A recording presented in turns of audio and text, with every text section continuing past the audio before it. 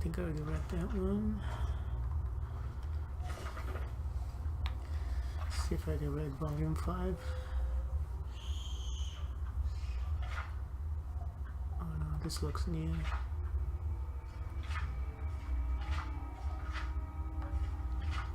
It's a long one though, I'm sure, right? Oh god, it's very long.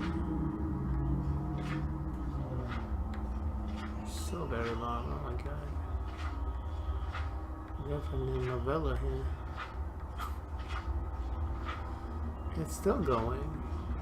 Jesus. Oh my god. 100 pages.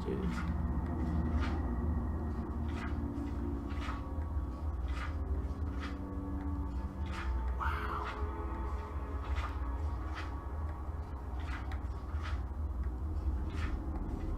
Wow, it's 100 pages.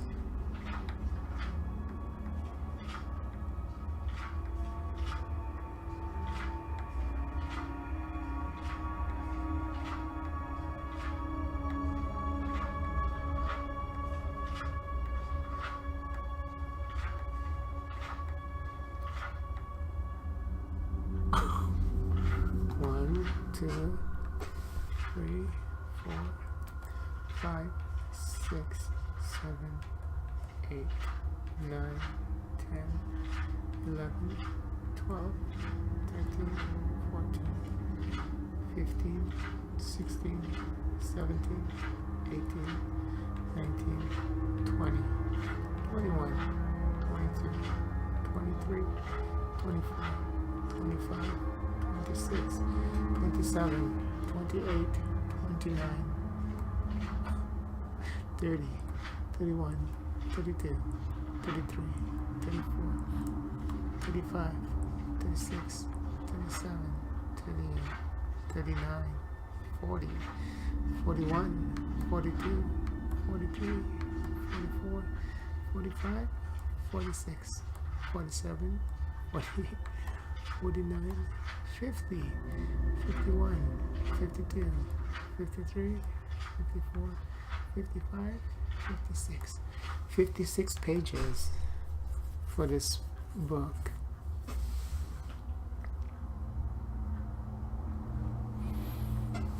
Do I dare read it?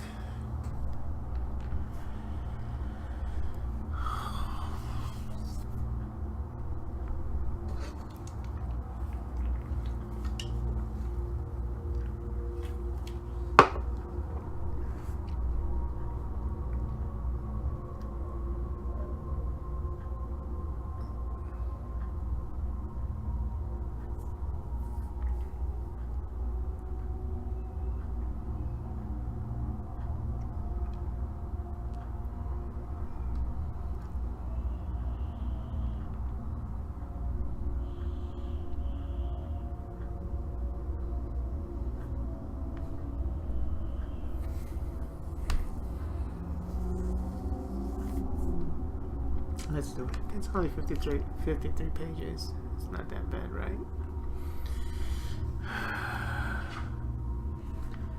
As Seneca had predicted, the theft of the Staff of Chaos had few short-term consequences. The current Emperor, Uriel Septim, sent some rather stiff messages expressing shock and displeasure at the staff's disappearance, and urging Symmachus to make every effort to locate its whereabouts and communicate developments to the newly appointed imperial battle mage Jogatarin, in whose hands the matter had been placed. Farin, Symmachus thundered in disgust and frustration as he paced about the small chamber where Berenziah, now some months pregnant, was sitting serenely embroidering a baby blanket. Jogatarin indeed. I wouldn't give him directions while crossing the street, not if he were a doddering old blind sot. What have you against him, Lev? I just don't trust that mongrel elf, part dark elf, part high elf, and part the gods only know what. All the worst qualities of all his combined bloods, I'll warrant, he snorted. No one knows how much about him. Claims he was born in southern Valenwood, of a wood elven mother. Seems to have been everywhere since. Berenziah, sunk in the contentment and lassitude of pregnancy, had only been humoring Symmachus thus far, but now she suddenly dropped her needlework and looked at him. Something had piqued her interest. Symmachus, could this Jagaton have been the... Are you talking about Jagaton? Oh yeah.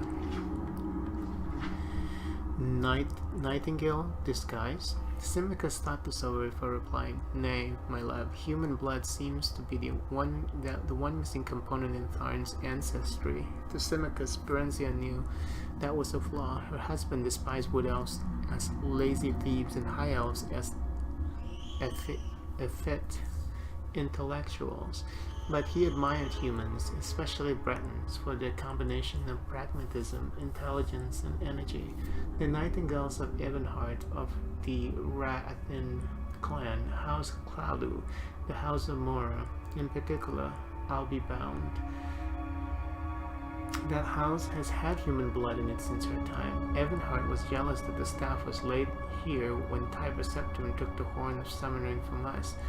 Berenziah sighed a little. The rivalry between Ebenhard and Mournhold reached back almost to the dawn of Morrowind's history. Once the two nations had been one, all the lucrative mines held in the fief by the Rathims, whose nobility retained the high kinship of Morrowind. Ebenhard had split into two separate city-states, Ebenhard and Mournhold, when Queen Leon's twin sons, grandsons of the legendary King Morelund, were left as joint heirs. At about the same time, the office of High King was vacated in favor of a temporary war leader to be named by a council in times of provincial emergency. Still, Ebenhard remained jealous of her prerogatives as the eldest city-state of Morrowind. First among equals was the phrase its rulers often quoted, and claimed that rightful guardianship of the Staff of Chaos should have been entrusted to its ruling house. Mournhold responded that King Morelund himself had placed the staff in the keeping of the god Ethan, and Mournhold was unarguably the god's birthplace. Why not tell Jagathorn of your suspicions then? Let him recover the thing. As long as it's safe, what does it matter who recovers it or where it lies? Symmachus stared at her without comprehension. It matters, he said softly after a while, but I suppose not that much. He added, certainly not enough for you to concern yourself further with it. You just sit there and tend to and here he smiled at her wickedly, embroidery. Berenziah flung the sampler at him. It hit Symmachus square in the face, needle, thimble, and all. In a few more months, Berenziah gave birth to a fine son, whom they named Helseth. Nothing more was heard of the Staff of Chaos or the Nightingale. If Ebenhard had the staff in its possession, they certainly did not boast of it. The years passed swiftly and happily. Helseth grew tall and strong. He was much like his father, whom he worshipped. When Helseth was 8 years old, Berenziah bore a second child, a daughter to Symmachus' lasting delight. Helseth was his pride, but little Morgia, named for Symmachus' mother, held his heart. Sadly, the birth of Morgia was not the harbinger of better times ahead. Relations with the empire slowly deteriorated for no apparent reason. Taxes were raised and quotas increased with each passing year. Symmachus felt that the emperor suspected him of having had a hand in the staff's disappearance, and sought to prove his loyalty by making every effort to comply with the escalating demands. He lengthened working hours and raised tariffs, and even made up some of the difference from both the royal exchequer and their own private holdings. But the levies multiplied, and commoners and nobles alike began to complain. It was an ominous rumble. I want you to take the children and journey to the imperial city, Symmachus said at last in desperation one evening after dinner. You must make the emperor listen, else all Mournhold will be up in revolt come spring. He grinned forcibly. You have a way with men, love. You always did. Berenziah forced a smile of her own. Even with you, I take it. Yes, especially with me, he acknowledged amiably. Both children? Berenziah looked over toward a corner window, where Helseth was strumming a lute and crooning a duet with his little sister. Helseth was 15 by then, Morgia 8. They might soften his heart. Besides, it's high time Helseth was presented before the imperial court. Perhaps, but that's not your true reason. Berenziah took a deep breath and gasped the nettle. You don't think you can keep them safe here. If that's the case, then you're not safe here either. Come with us, she urged.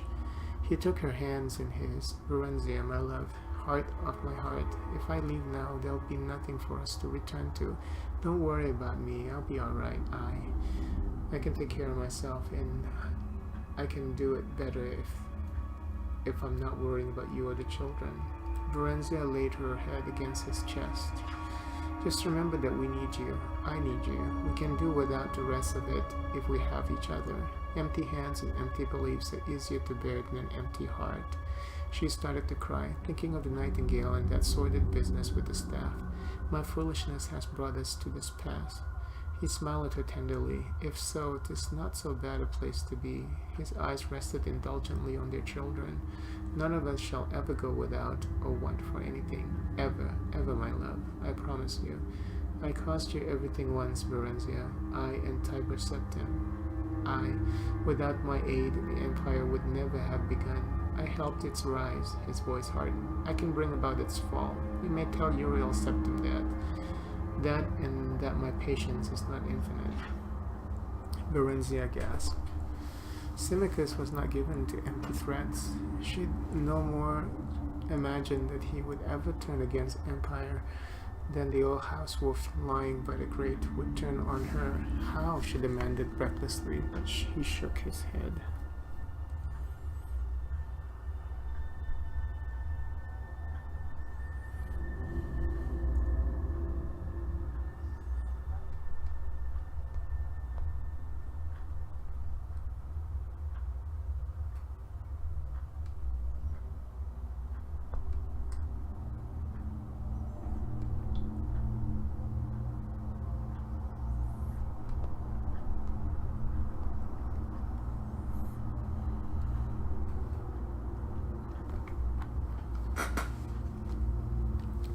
Better that you not know, he said. Just tell him what I told you should be proved recalcitrant.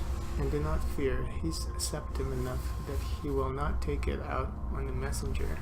He smiled grimly. For if he does, if he ever harms the least hair on you, my love, or the children, so help me all the gods of Tamriel, he'll pray that he hadn't been born. I'll hunt him down, him and his entire family, and I won't rest until the last Septim is dead. The red, dark elven eyes of Symmachus gleamed brightly in the ebbing firelight. I plight you that oath, my love, my queen, my Berenziah. Berenziah held him as tight as she could, but in spite of the warmth in his embrace, she couldn't help shivering. Berenziah stood before the Emperor's throne, trying to explain Mournhold's straits. She'd waited weeks for an audience with Uriel Septim, having been fobbed off on his pretext so that His Majesty is indisposed. An urgent matter demands His Excellency's attention.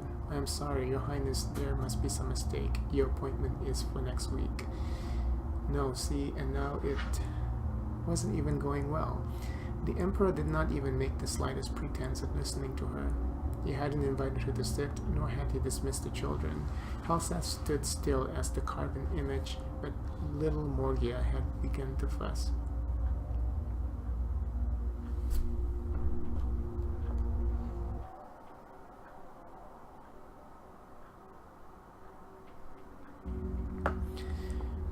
The state of her own mind didn't help her any. Shortly upon arrival at her lodgings, the Mournholdian ambassador to the imperial city had demanded entry, bringing with him a sheaf of dispatches from Symmachus. Bad news and plenty of it. The revolt had finally begun. The peasants had organized around a few disgruntled members of Mournhold's minor nobility and were demanding Symmachus step down and hand over the reins of the government.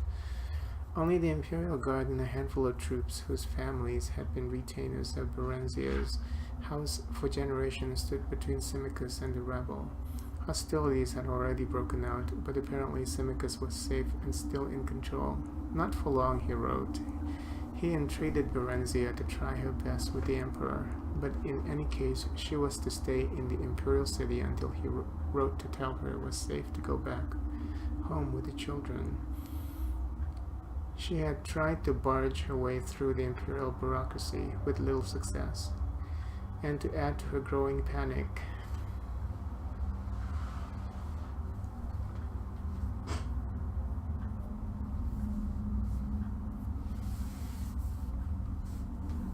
all news from Mournhall had come to a sudden stop.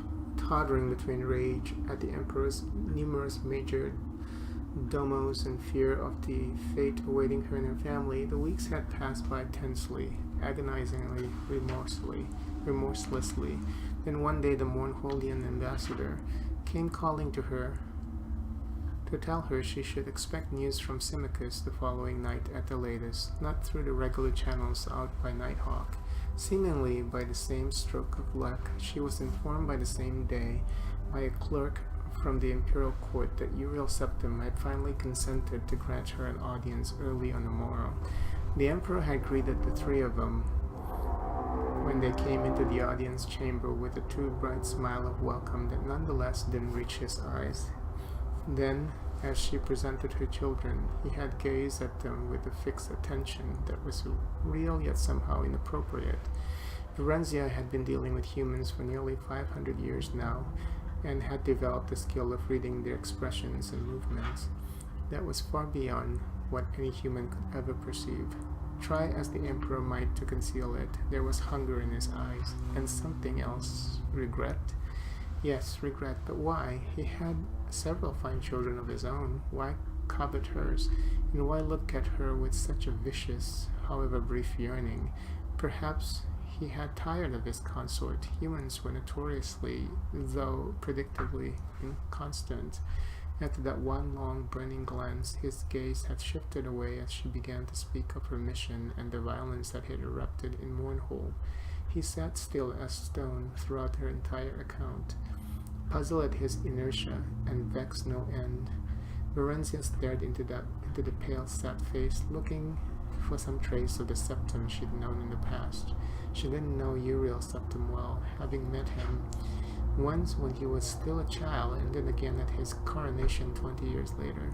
Twice, that was all. He'd been a stern and dignified presence at the ceremony, even as a young adult, yet not icily remote as this more mature man was. In fact, despite the physical resemblance, he didn't seem to be the same man at all.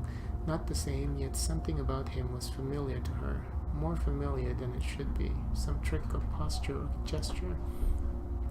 Suddenly she felt very hot, as if lava had been poured over her. Illusion. She had studied the arts of illusion well since the nightingale had deceived her so badly.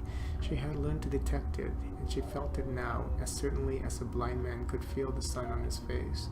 Illusion? But why? Her mind worked furiously, even as her mouth went on reciting details about Mournhall's troubles. Vanity? Humans were oft as ashamed at the signs of aging as elves were proud to exhibit them, yet the face Uriel Septim wore seemed consistent with his age. Berenziah dared use none of her own magic. Even petty nobles had means of detecting magicka, if not actually shielding themselves from its effects. Within their own halls, the use of sorcery here would bring down the Emperor's wrath as surely as drawing a dagger would. Magic, illusion. Suddenly she was brought to the mind of the nightingale, and then he was sitting before her. Then the vision changed, and it was Uriel Septim. He looked sad, trapped.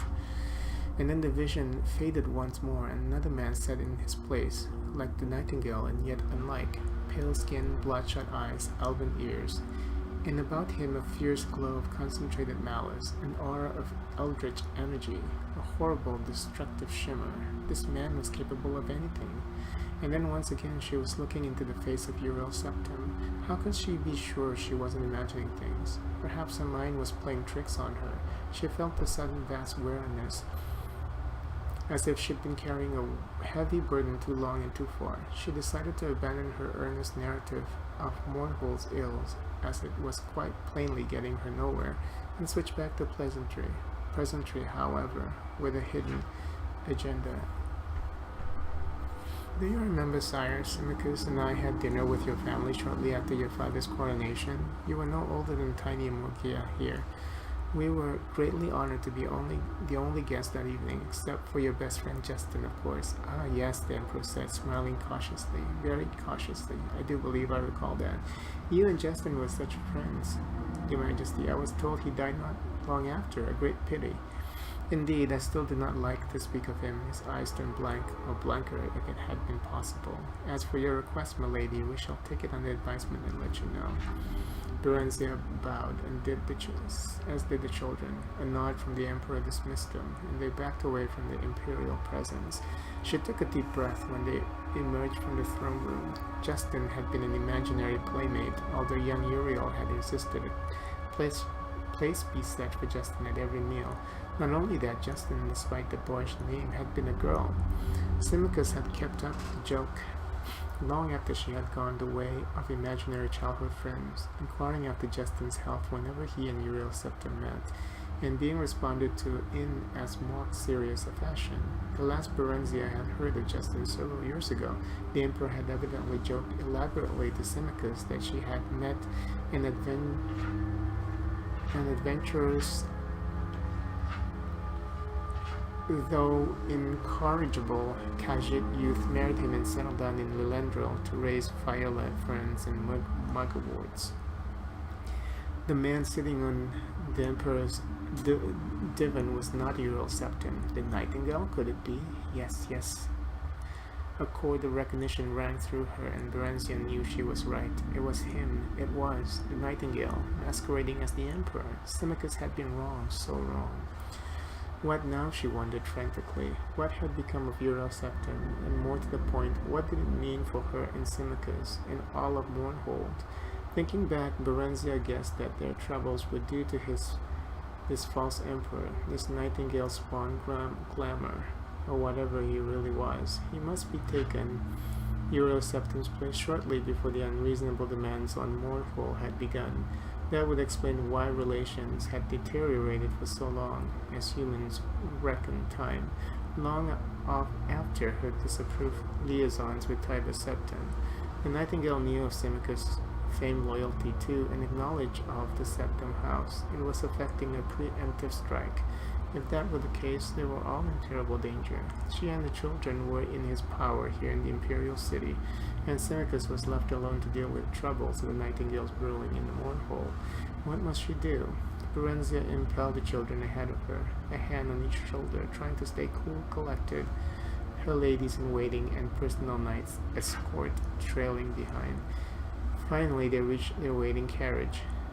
Even though their suite of rooms was only a few blocks from the palace, royal dignity forbade travel on foot for even short distances, and for once Berenziah was glad of it. The carriage seemed a kind of refuge now, false as she knew the feeling must be. A boy dashed up to one of the guards and handed him a scroll, then pointed towards the carriage. The guard brought it to her. The boy waited, eyes wide and shining.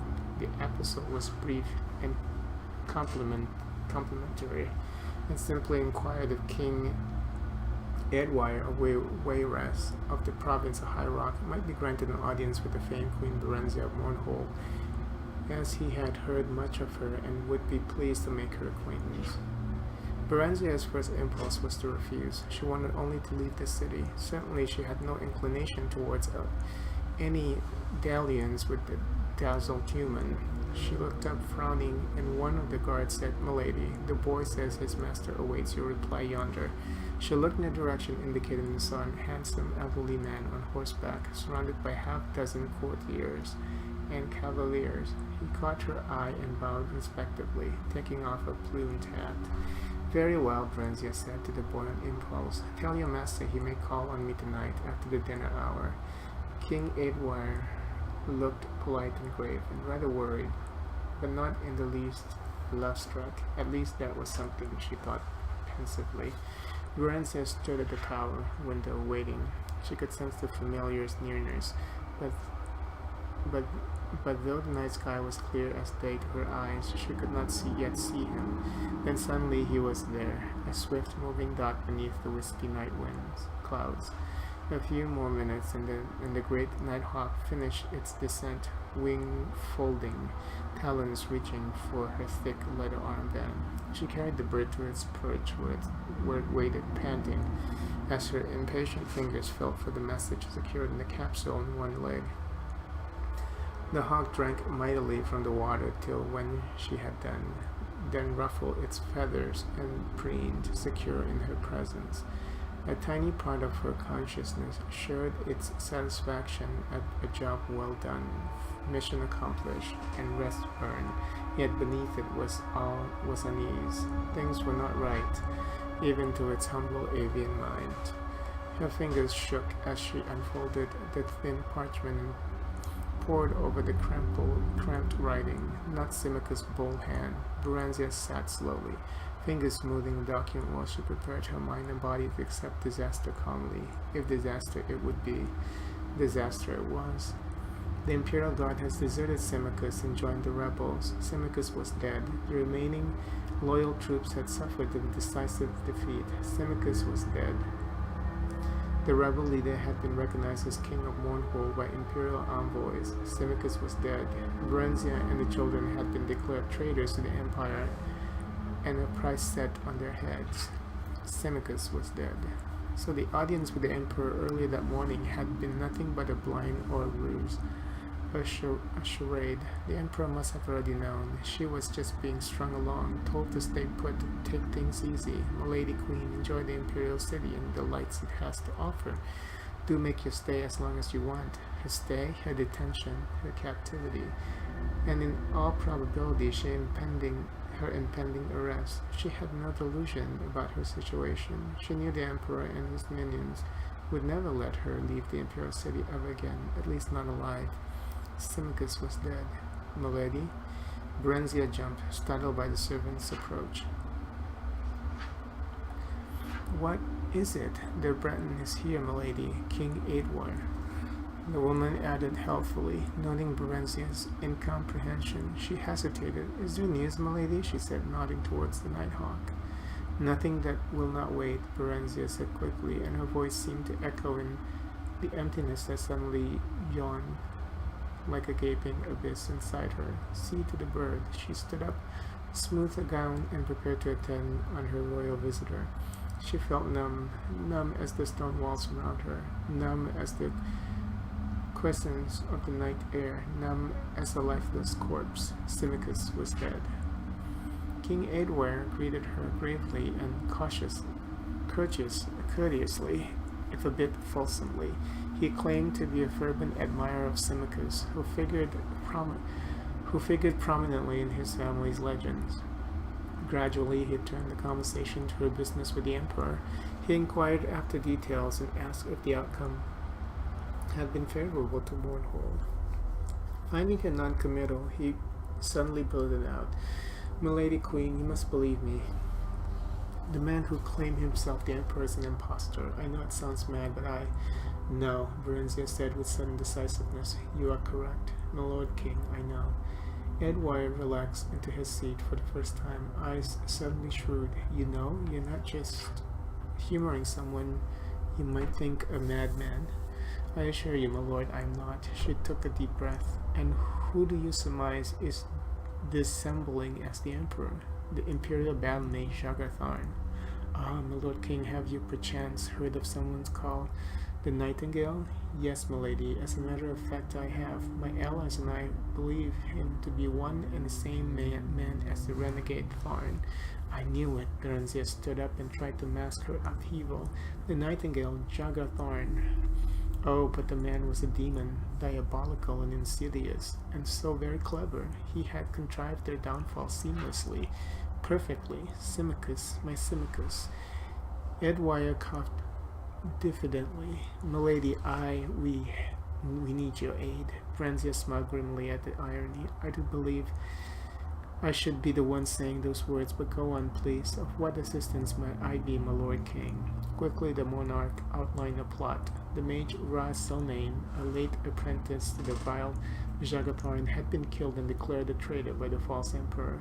Yet she had retained a bit of her power, and could still contact a few of those she had known well on the mortal plane.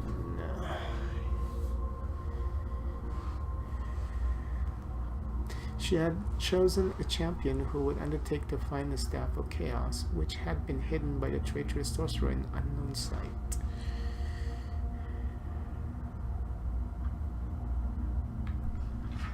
This champion was to wield the staff's power to destroy Jagatharn, who was otherwise invulnerable, and rescue the true emperor being held prisoner in another dimension. However, the champion, while thankfully still alive, now languished in the imperial dungeons. Tharn's attention must be diverted while the chosen one gained freedom with Rhea's spirit's help. Berenziah had the false emperor's ears, and seemingly his eyes. Would she provide the necessary distraction? I suppose I could obtain another audience with him, Berenziah said carefully. But would that be sufficient? I must tell you that my children and I have just been recently declared traitors to the emperor.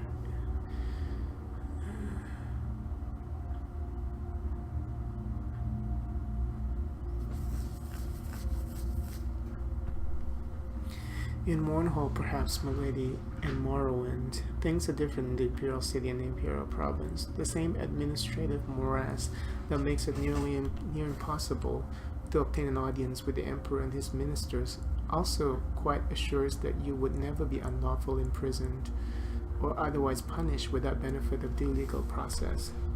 In your case, milady, and your children's, the situation is further exacerbated by your royal rank.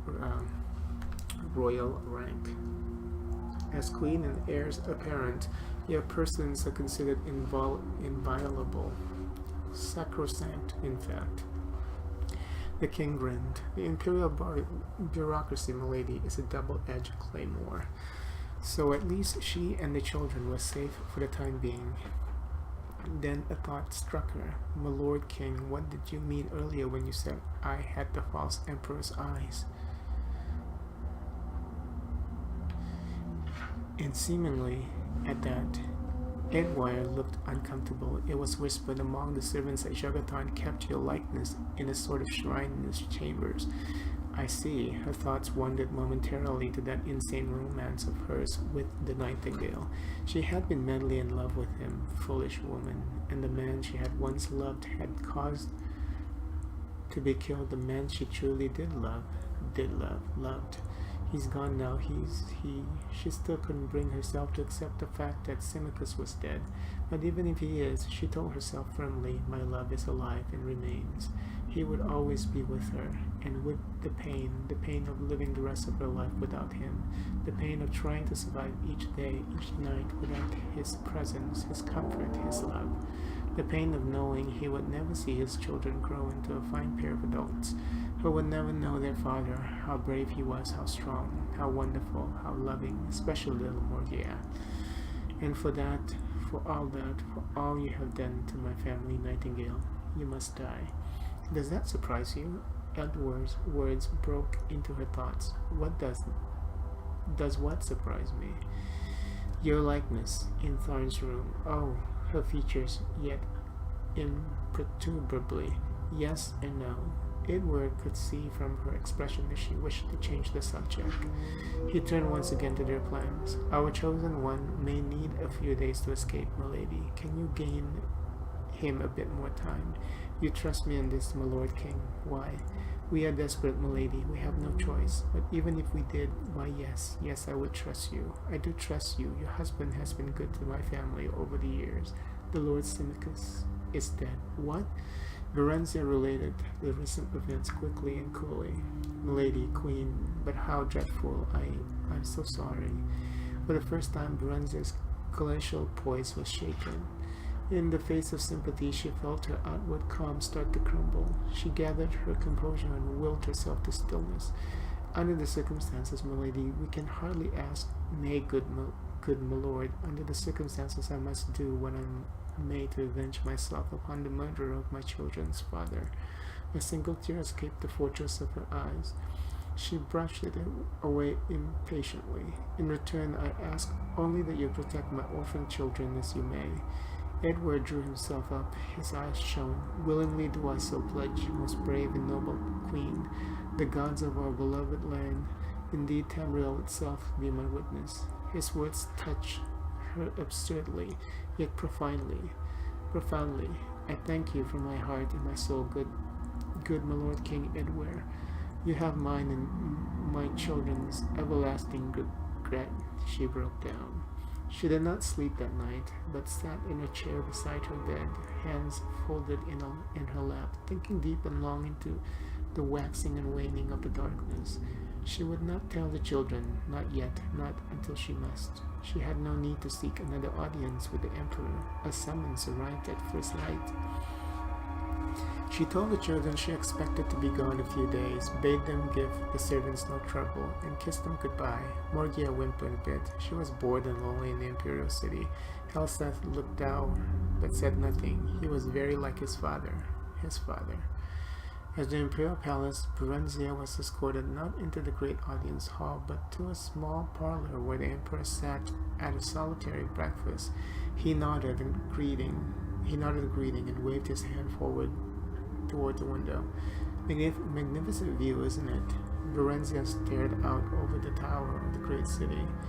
It dawned on her that this was the very chamber where she'd first met Tiber Septim all those years ago. Centuries ago, Tiber Septim, another man she had loved. Who else had she loved? Symmachus, Tiber Septim, and Straw. She remembered the big blonde stable boy with sudden and intense affection. She never realized it till now, but she had loved Straw. Only she had never let him know. She had been so young then. Those had been carefree days, halcyon days, before everything, before all this, before him. Not Symmachus, the nightingale. She was shocked in spite of herself. The man could still affect her, even now, even after all that had happened. A strong wave of inchoate emotion swept over her. When she turned back at last, Uriel Septim had vanished, and the nightingale sat in his place. You knew, he said quietly, scanning her face. You knew instantly. I wanted to surprise you. You might at least have pretended.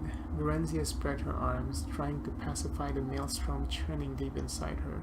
I'm afraid my skill at pretense is no match for yours, my liege. He sighed.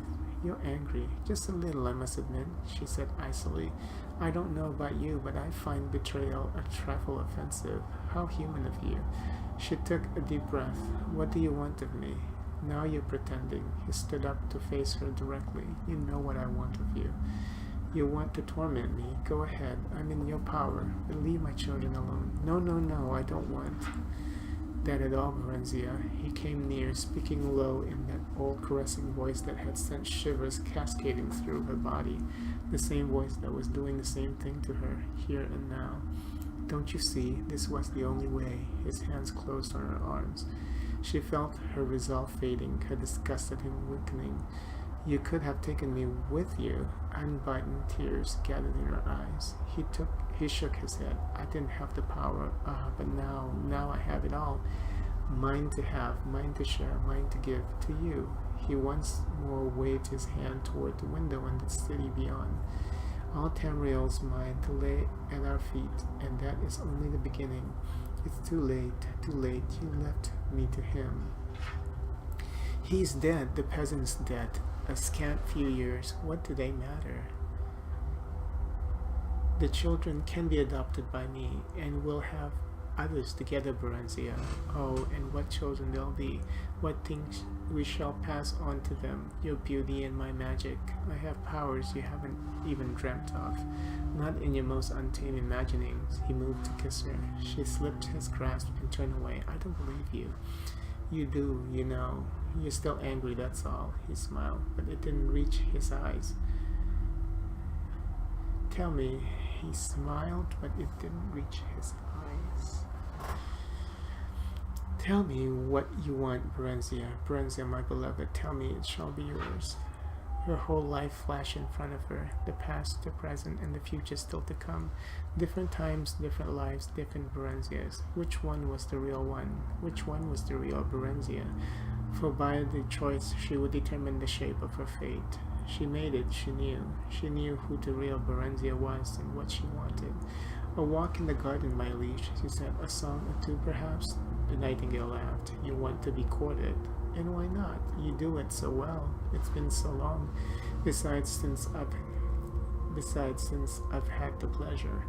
He smiled. As you wish, my lady Queen Berenziah. Your wish is my command. He took her hand and kissed it. Now and forever. And so they spent their days in courtship, walking, talking, singing, and laughing together while the empire's business was left to subordinates. I like to see the staff, Berenziah said idly one day. I only had a glimpse of it. You will recall? He frowned. Nothing would give me greater pleasure, heart's delight, but that would be impossible. You don't trust me, Berenziah pouted, but softened her lips when he leaned over for a kiss. Nonsense, love. Of course I do, but it isn't here, he chuckled. In fact, it isn't anywhere. He kissed her again, more passionately this time. You're talking in riddles again. I want to see it. You couldn't have destroyed it. Ah, you've gained in wisdom since last we met. You inspired my hunger for knowledge somewhat. She stood up. The staff of chaos can't be destroyed, and it can't be removed from Tamriel, not without the direst consequences to the land itself. Ah, you impress me, my love. All true. It is not destroyed, and it is not removed from Tamriel. And yet, as I said, it isn't anywhere. Can you solve the puzzle? He pulled her to him, and she leaned into his embrace. Here's a greater riddle still, he whispered. How does one make one of two? That I can and will show you. Their bodies merge, limbs tangled together. Later, when they had drawn a bit apart and he lay dozing, she thought sleepily. One of two, two of one, three of two, three, two of three. What cannot be destroyed or banished might be split apart, perhaps? She stood up, eyes blazing. She started to smile. The nightingale kept a journal. He scribbled entries onto it every night after quick reports from underlings. It was locked in a bureau. But the lock was a simple one. She had, after all, been a member of the Thieves' Guild in a past life, like another life, another Berenziah. One morning, Berenziah managed to sneak a quick look at it while he was occupied at his toilet. She discovered that the first piece of the Staff of Chaos was hidden in an ancient dwarvish mine called Fanglair, although its location was given only in the vaguest of terms. The diary was crammed with jotted events in odd shorthand and was very hard to decipher. All Tamriel, she thought, in his hands and mind, and more perhaps. And yet, for all his exterior charm, and there was a cold emptiness where his heart should have been, a vacuum of which he was quite unaware, she thought. One could glimpse it now and then, when his eyes would go blank and hard. And yet, though he had a different concept of it, he yearned for happiness too, and contentment. Peasant dreams, Berenziah thought, and straw flashed before her eyes again, looking lost and sad. And then Theris, with a feline Khajiit smile, Tiber Septim, powerful and lonely, Symmachus, stolid Symmachus, who did what ought to be done quietly and efficiently. The nightingale, a riddle and certainly both the darkness and the light. The nightingale, who would rule all and more, and spread chaos in the name of order. Berenziah got reluctant leave from him to visit her children, who had yet to be told of her father's death and of the Emperor's offer of protection. She finally did, and it wasn't easy. Morgia clung to her for what seemed an error, sobbing wretchedly, while Helseth ran off into the garden to be alone, afterward refusing all her attempts to speak to him on the subject of his father, or even to let her hold him to her breast. Edward called on her while she was there. She told him what she had discovered so far, explaining that she must remain a while yet and learn more as she could. The nightingale teased her about her elderly admirer. He was quite aware of Elder's suspicion, but he wasn't the least bit perturbed, for no one took the old fool seriously. Berenziah even managed to arrange a reconciliation of sorts between them. Edward publicly recanted his misgivings, and his old friend the Emperor forgave him. He was afterward invited to dine with them at least once a week. The children liked Edward, even Helseth, who disapproved of his mother's liaison with the Emperor and consequently detested him. He had become surly and temperamental as the days passed, and frequently quarreled with both his mother and her lover. Edward was not happy with the affair either, and the Nightingale took great delight at times in openly displaying his affection for Berenziah, just to nettle the old man. They could not marry, of course, for Uriel Septim was already married, at least not yet. The Nightingale had exiled the Empress shortly after taking the Emperor's place, but had not dared harm her. She was given sanctuary by the Temple of the One. It had been given out that she was suffering from ill health, and rumors had been circulated by the Nightingale's agent that she had mental problems. The Emperor's children had likewise been dispatched to various prisons all across Tamriel, disguised as schools. "She'll grow worse in time," Nightingale said carelessly, referring to the Empress and eyeing Berenziah's swollen breast and swelling belly with satisfaction. "As for their children, well, life is full of hazards, isn't it? We'll be married. Your child will be my true heir." He did want the child. Berenziah was sure of that. She was far less sure, however, of his feelings for her. They argued continually now, often violently, usually about Helseth, whom he wanted to send away to school in Somerset Isle, the province farthest from the imperial city.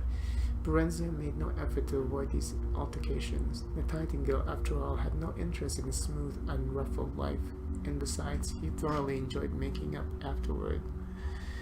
Occasionally, Berenziah would take the children and retreat to their old apartment, declaring she wanted no more to do with him.